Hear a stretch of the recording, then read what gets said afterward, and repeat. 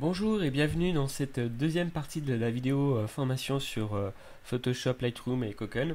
Comment réaliser un portfolio qui déchire. Alors, on va configurer l'environnement web maintenant. C'est la partie que les photographes aiment un petit peu moins. Certains photographes en tout cas. Bon, c'est la partie un peu technique. Rassurez-vous, l'hébergeur chez qui on va aller est assez simple. Alors moi j'y vais parce que j'y suis déjà, mais vous faites ce que vous voulez, hein. Donc moi je vous conseille PHPNet. Maintenant, alors on va voir vite fait leurs offres.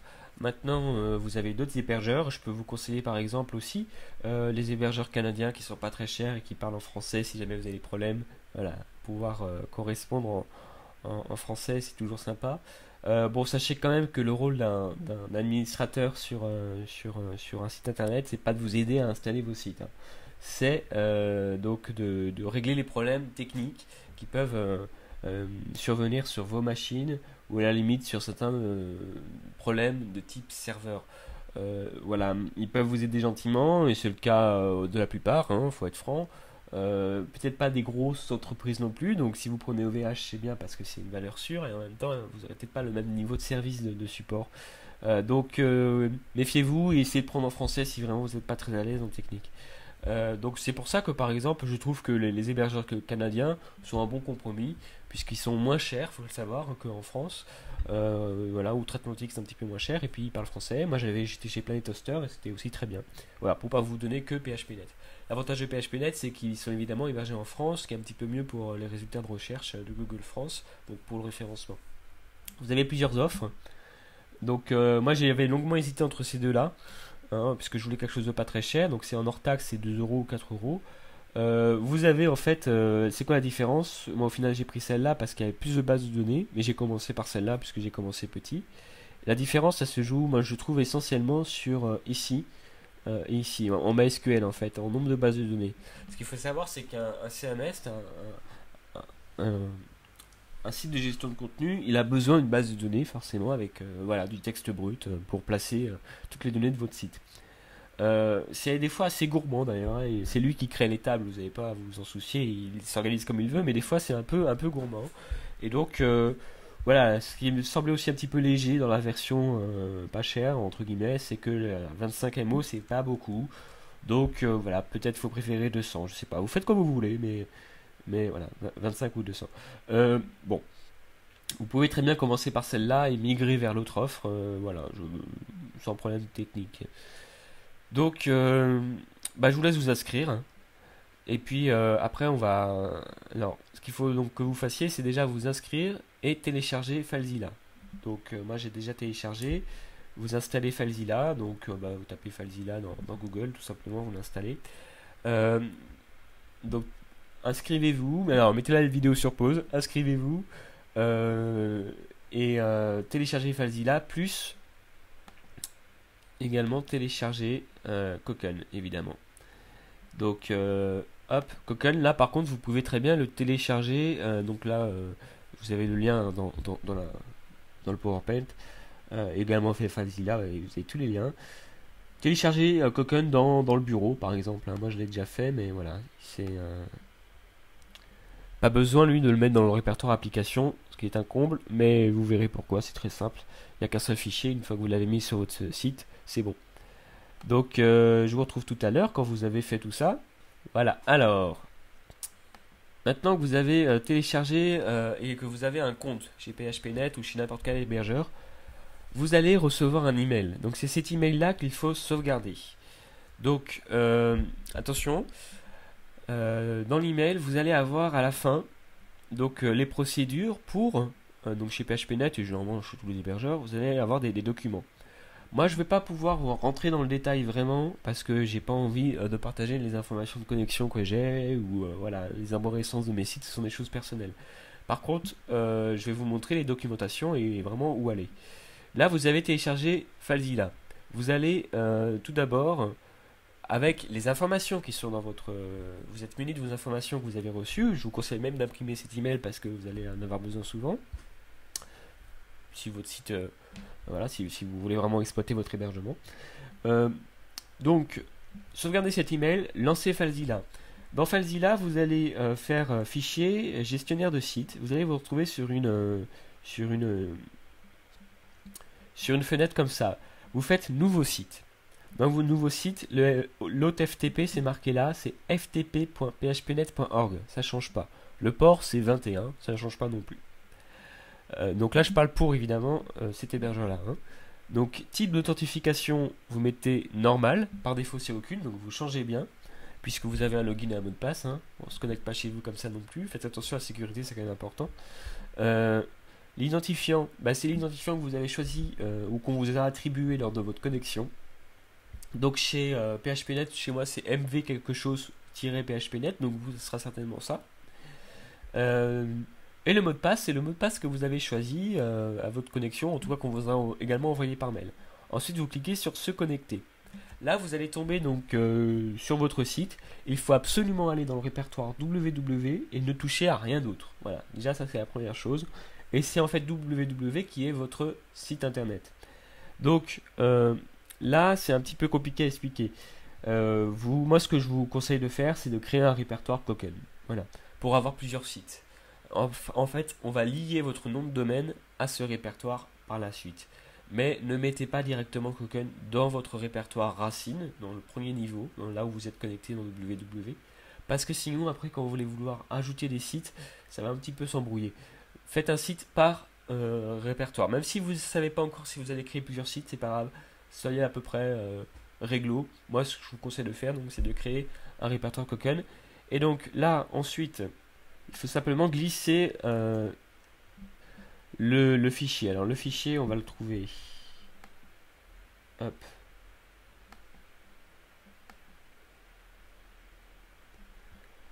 On va le trouver ici, Koken install. Donc vous dézippez le fichier, c'est ce qu'on avait installé tout à l'heure, le fichier de Koken. Voilà. Et vous n'avez qu'un fichier à glisser, déposer. Vous voyez, Koken index.php. Donc vous glissez ce fichier directement, une fois que vous êtes connecté, dans cette fenêtre. Voilà. Donc voilà, je vous invite à le faire. Alors par la suite, il va falloir donc lier votre nom de domaine à ce répertoire avant d'installer Koken. Parce que si vous installez, vous avez normalement dans votre adresse URL, dans votre adresse email, dans votre email, vous avez reçu une adresse temporaire. C'est vrai que si jamais vous vous rendez sur cette adresse, vous allez voir votre site. C'est un petit peu tentant, mais configurez votre nom de domaine avant, parce que sinon vous allez avoir des problèmes avec Koken qui ne va pas pouvoir gérer la nouvelle adresse. Donc vous avez normalement, si vous vous souvenez bien, chez PHPNet en tout cas, vous avez un nom de domaine gratuit. Alors il va falloir que vous alliez, donc toujours pareil, à la fin de votre PHPNet, vous avez normalement voilà, gérer vos noms de domaine, vous savez, un lien vers un PDF. Donc là, le PHPNet et la connexion au compte FTP, on ferme. Alors ici, l'utilisation de votre nom de domaine. Donc là, je suis désolé, je suis un petit peu enrhumé, donc ma voix s'en ressent un petit peu. Ça, vous y touchez pas. Nous, comme le nom de domaine existe déjà, vous allez simplement aller dans l'onglet Nouveau domaine. Alors, déjà, vous êtes en mutualisé. Donc, si je me souviens bien, dans PHPNet, il y a une barre en haut. Vous allez dans vos services, mutualisés, et vous cliquez sur votre nom. Ensuite, vous allez avoir une page avec plusieurs onglets. Vous allez dans l'onglet, dans la colonne de droite qui s'appelle vos sites hébergés. Et là, c'est marqué en rouge. Quand vous avez déjà commandé votre nom de domaine sur PHPNet, normalement il apparaîtra dans la liste. Bon, si c'est pas le cas, créez le même avis, il faut cliquer plutôt ici, dans domaines hébergés. Voilà, vous avez normalement, si c'est bien fait, déjà le nom de domaine. Sinon, vous cliquez ici. Ou si jamais vous avez acheté votre nom de domaine ailleurs, vous cliquez sur nouveau domaine. Vous mettez le nom de domaine tel que vous l'avez acheté. Et ensuite, il va simplement vous demander où est-ce que ce nom de domaine pointe. Donc c'est assez simple. Voilà, si vous cliquez sur gérer vos sites, vous cliquez sur modifier nom de domaine et vous mettez le répertoire. Donc là, en l'occurrence, c'est www. Bon, ça sera déjà ça, à mon avis. Et ensuite, Koken. Donc une fois que vous avez fait ça, malheureusement, j'ai envie de vous dire, votre site, il va falloir attendre un petit peu avant avant d'aller à l'étape d'après, puisque surtout chez PHPNet, voilà, les actualisations se font pas tout le temps, que ce soit sur les sous-domaines ou les domaines. Et puis c'est aussi de la faute du nom de domaine en règle générale. Il lui faut un petit peu de temps pour se mettre à jour à l'échelle mondial, il faut que le nom aille sur tous les serveurs. Donc ça ne marchera pas tout de suite, faut pas vous étonner, il faut laisser du temps, qui varie un petit peu selon les circonstances, plein de choses, selon le nom de domaine, l'extension, l'hébergeur, bref, il va falloir attendre.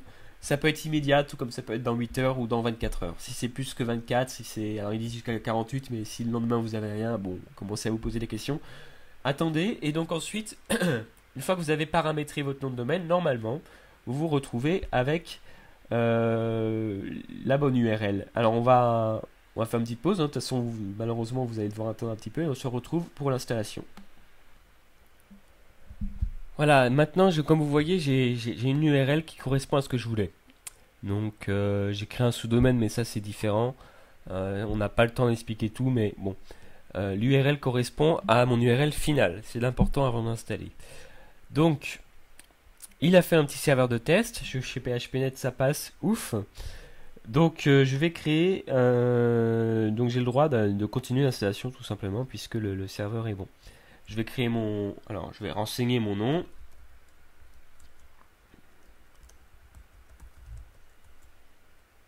Hop, j'ai un petit logiciel qui m'aide. J'en parlerai certainement parce que je le trouve pas mal. Voilà, il peut même me créer le mot de passe. Ok, je fais suivant. Là, je vais avoir besoin des informations de ma base de données. Donc j'espère que vous n'avez pas fermé l'onglet sur internet de votre hébergeur. Donc il va falloir que vous alliez cette fois-ci. Donc vous avez ici l'hébergeur, vos sites hébergés là sur cette page là. Sur la page en fait de votre compte tout simplement. Vous allez devoir cette fois-ci aller dans alors on va lancer le tutoriel. Dans votre base de données, vous avez normalement un petit onglet base de données. Donc si jamais c'est une nouvelle installation, ce qui est votre cas, vous allez devoir cliquer sur nouveau pour activer une base de données. Donc cliquez sur l'onglet vos hébergements mutualisés, sélectionnez l'hébergement désiré, sélectionnez une nouvelle base de données. Alors vous allez avoir tout de suite des informations tout simplement qu'il faut remplir ensuite. Donc ces informations vous les gardez bien et vous les copiez dans Kokken, tout simplement. Alors, ce qu'il faut retenir, en gros, c'est que Lost Name, c'est ce qui a marqué, bon, c'est ce qui en fait peut changer. Hein, c'est chez PHPNet, il y a plusieurs serveurs en fait de bases de données, donc ils peuvent être hébergés à plusieurs endroits. Donc c'est CL, SQL2 ou 1, voilà. Donc ça, c'est votre hébergeur qui vous le dit.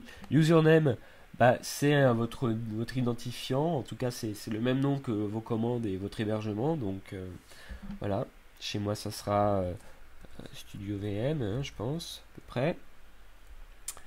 La base, c'est le nom de votre base de données, et le password, normalement c'est alors soit il vous en a généré un et vous l'a donné quand vous avez installé, soit c'est celui de votre compte FTP. En tout cas, regardez bien la page et vous faites du copier-coller, ça, il n'y aura pas de problème. On se retrouve pour la suite. Juste une petite précision si jamais vous n'y arrivez pas. Contrairement à ce que je disais tout à l'heure, chez PHPNet, ça change selon les hébergeurs, mais le nom de données, le nom identifiant et le nom de la base de données, c'est la même chose. Hein. Donc voilà, c'est votre nom avec votre numéro de base de données, comme ça la première, ça sera 1, c'est mon identifiant 1. Et le nom de la base de données, c'est mon identifiant 1. Voilà, donc vous avez vraiment en fait que Lost à connaître et le mot de passe. Le reste, c'est ce que vous avez déjà utilisé avec 1 derrière, donc votre identifiant, votre nom. Alors, ici, il vous demande ensuite de choisir, vous mettez, oui, je suis en France, en Europe, avec voilà, le fuseau horaire européen. J'ai mis non parce que j'avais déjà participé à la, comment dirais-je, à la newsletter. Ensuite, on installe. Là, faut surtout rien changer. En fait, il est en train de décompresser tous les fichiers sur votre espace web, sur votre FTP. Donc voilà, faut attendre. Il va s'installer tout seul. Donc, on va le laisser faire. Voilà. Ok, on commence.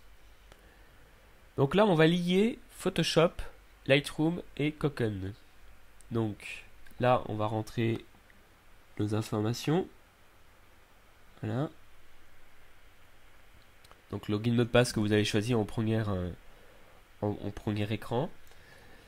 Et donc on va directement faire le lien entre les deux. Donc je vous rappelle qu'on avait installé en première partie de cette vidéo un plugin pour synchroniser. Donc on va aller dans Settings. Ensuite on va aller, alors si je me souviens bien, c'est système ou application, plutôt application. Alors on va copier cette URL, API patch. Et dans Lightroom, il veut bien se lancer, voilà. Dans Lightroom, on va aller sur les services de publication. Vous vous souvenez? On va cliquer sur configurer. Là, on va aller dans Cocoon Account Login.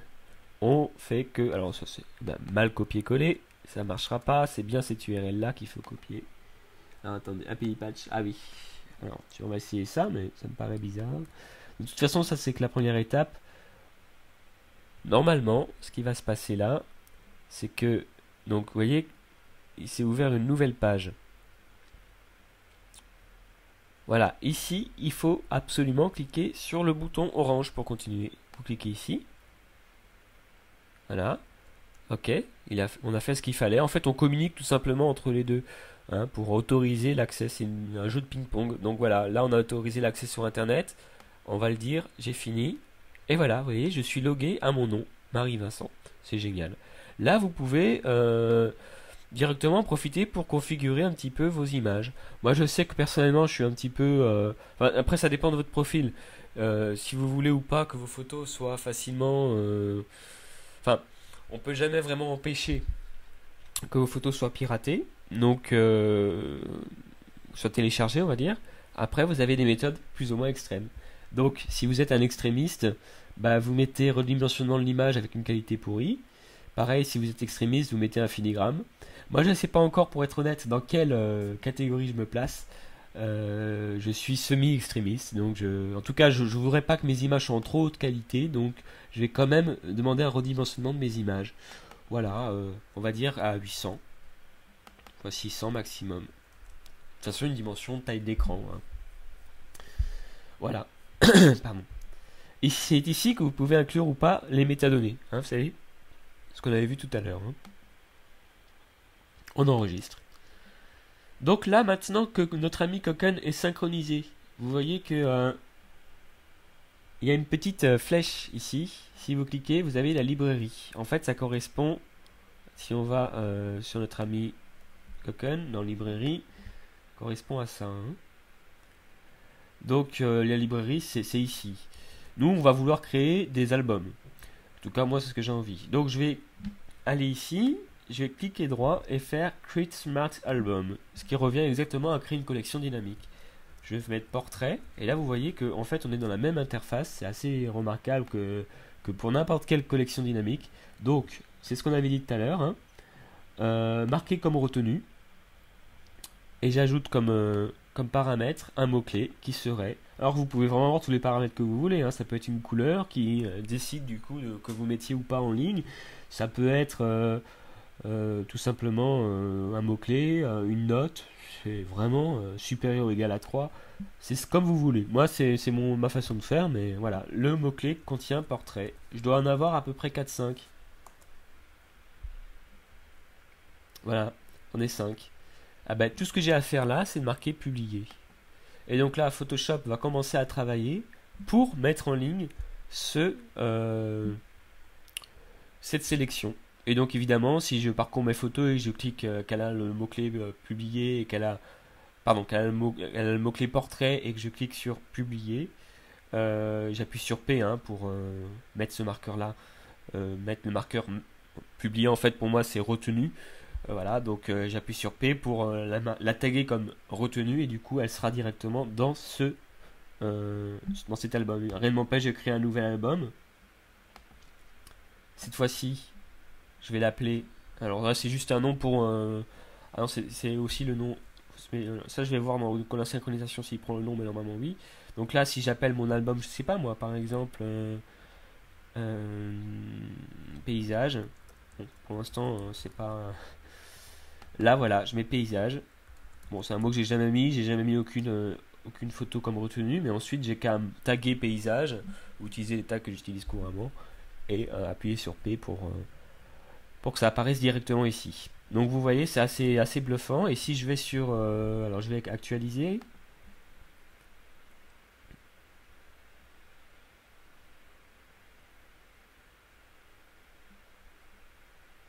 Voilà, j'ai mes photos qui sont en ligne. Et donc si je vais visiter mon site, la personnalisation on va le faire dans la dernière partie de la vidéo, hein. Ce sera à mon avis au final la partie un peu la plus longue parce qu'il y a beaucoup de choses à dire. Mais si je vais dans l'album, alors j'ai bien mon portrait avec... alors ça je sais pas s'il le fait encore, mais je pense qu'il fait comme vous savez dans Apple, quand on passe la souris, il montre les différentes photos. Bon, pour l'instant il n'a peut-être pas encore fini. Alors là, Happy Errors. On va peut-être attendre qu'il ait tout fini, mais en tout cas vous voyez que il commence à uploader tout.